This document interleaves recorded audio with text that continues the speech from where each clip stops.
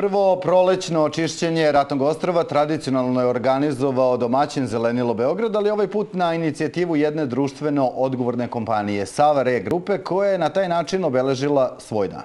U Zelenilu kažu da je čišćenje ostrva redovna aktivnost, a da je sledeće veće čišćenje zakazano za Dan planete Zemlje.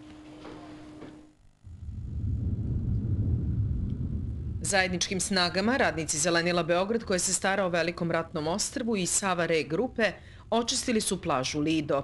Tako je obeležen dan te kompanije i Međunarodni dan voda. Većina ljudi nije bila na ratnom ostrvu, oduševljeni su prirodom, ovom divljinom i moram priznati da smo očekivali mnogo više smeća, flaša, ali nije strašno. Osim te obaveze da održavamo i sve zelene površine, rekreativne i tako dalje, i zaštićena prirodna dobra, mi smo u obavezi i da popularizujemo zaštićena prirodna dobra. U obavezi smo takođe da kod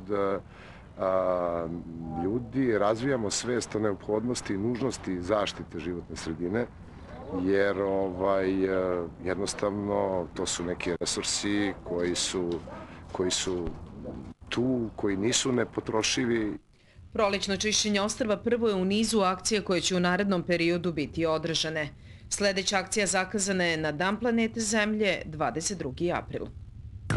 2000